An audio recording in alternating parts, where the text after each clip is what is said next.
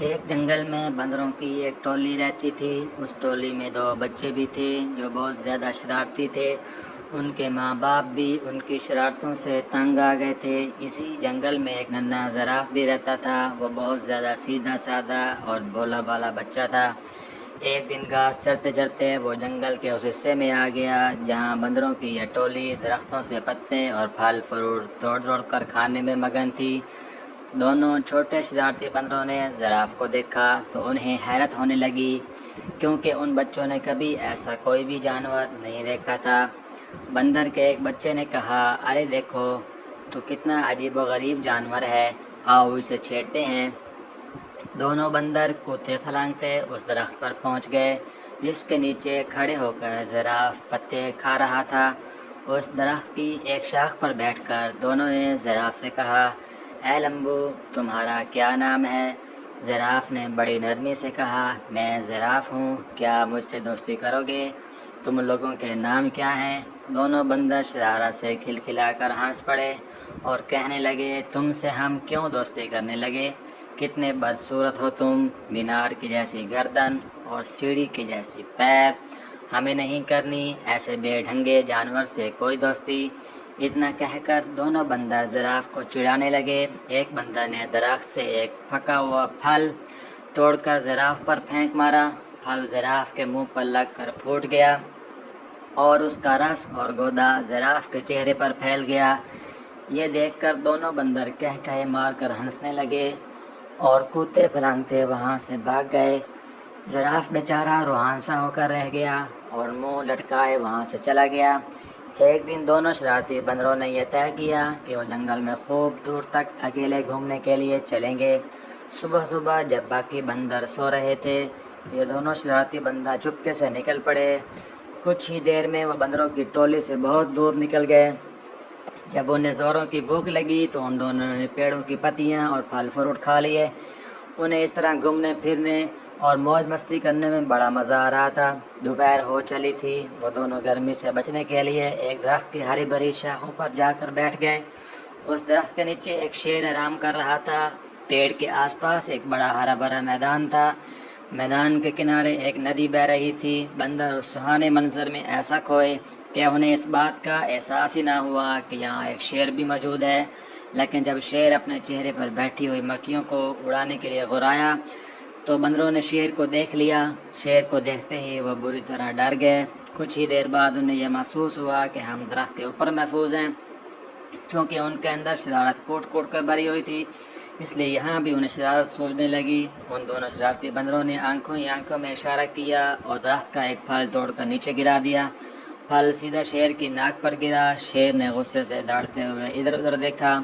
جب اس نے اوپر کی طرف دیکھا تو اس کی نظر بندروں پر پڑی۔ بندر کھی کھی کر ہنس رہے تھے، لیکن وہ ذرا دیر تک نہ ہنس سکے کیونکہ شیر آپس سے باہر ہو رہا تھا۔ اس نے گرجدار آواز میں دھاڑتے ہوئے کہا، کیا تمہیں معلوم نہیں میں اس جنگل کا راجا ہوں؟ فوراً اس درخت سے نیچے اترو، میں تم دونوں کو کھا کر اس گستاخی کی سزا دوں گا۔ بندروں کو پھر ہنسی آ گئی۔ انہیں یقین تھا کہ ہم درخت پر محفوظ ہیں۔ شیر ان کو اس طرح دوبارہ ہنستے ہوئے دیکھ کر غصے سے آگ بگولا ہو گیا اور اپنے پیروں کو سمیٹ کر سپرنگ کی طرح تیزی سے اچھلا۔ ان دونوں شرارتی بندروں نے دیکھا کہ شیر کا جبڑا کھلا ہوا ہے اور اس کے تیز نوکیلے دانت ان کی طرف ہیں اور وہ بڑی تیزی سے اچھلتے ہوئے بالکل ان کے قریب آ گیا ہے۔ دونوں بندروں کے تو ہوش ہی اڑ گئے اور ان کی ساری شرارت دھری کی دھری رہ گئی اور وہ دونوں ڈر کے مارے ایک دوسرے سے بری طرح لپٹ گئے۔ شیر نے چھلانگ تو بہت اچھی لگائی تھی، لیکن جس شاخ پر وہ دونوں بندر بیٹھے ہوئے تھے شیر وہاں تک نہیں پہنچ سکا۔ شیر نے دوبارہ زبردست چھلانگ لگائی۔ بندروں کی حالت بڑی پتلی ہو گئی تھی۔ وہ ڈر کے مارے چیخنے چلانے لگے، لیکن وہاں ان کی پکار سننے والا کوئی بھی نہیں تھا۔ وہ تو اپنی ٹولی اور اپنے ماں باپ کی اجازت کے بغیر بھاگ کر آئے تھے۔ اس درخت کے آس پاس کوئی دوسرا درخت بھی نہ تھا کہ وہ چھلانگ لگا کر اس پر چلے جاتے، اور نہ ہی اس درخت پر کہ جس پر وہ دونوں بیٹھے ہوئے تھے اونچائی کی طرف کوئی مضبوط شاخ تھی جس پر جا کر وہ بیٹھ سکتے۔ یوں سمجھ لیں کہ شرارتی اور نافرمان بندر آج بری طرح پھنس گئے تھے۔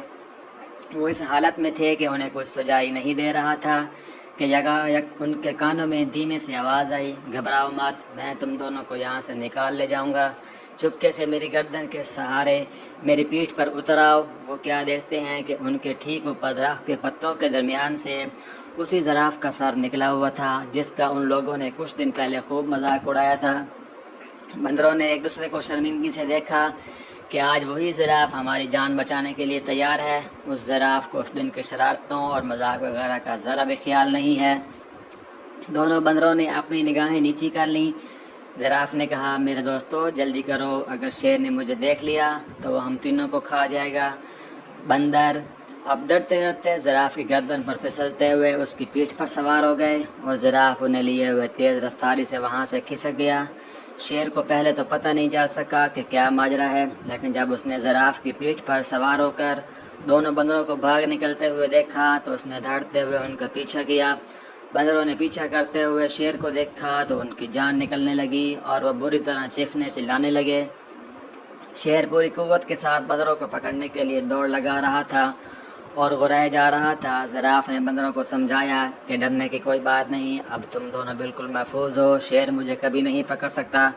اور سچ مچ ہوا بھی ایسا ہی کہ زراف نے شیر کو کافی پیچھے چھوڑ دیا۔ ایک محفوظ جگہ پر پہنچ کر زراف رک گیا۔ بندر چھلانگ لگا کر اس کی پیٹھ سے نیچے اتر گئے۔ تب زراف نے ان دونوں سے کہا، اس دن تم دونوں نے میری لمبی گردن اور میری ٹانگوں کا بہت مذاق اڑایا تھا، آج دیکھ لیا کہ انہی کی وجہ سے تم لوگوں کی جان بچ سکی ہے۔ لمبی گردن کی وجہ سے میں تم دونوں کو دور سے دیکھ سکا اور درخت سے تم کو اتار سکا، اور لمبی ٹانگوں کی وجہ سے تیز دوڑ سکا۔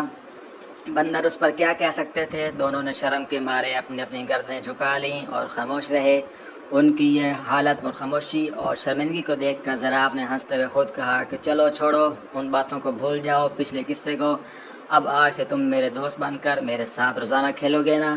زراف کی یہ بھلائی دیکھ کر دونوں شرارتی بندروں کو اپنی حرکتوں پر سخت غصہ آنے لگا کہ ان لوگوں نے اتنے اچھے اور پیارے زراف کو کیوں ستایا تھا اور اس کا مذاق کیوں اڑایا تھا۔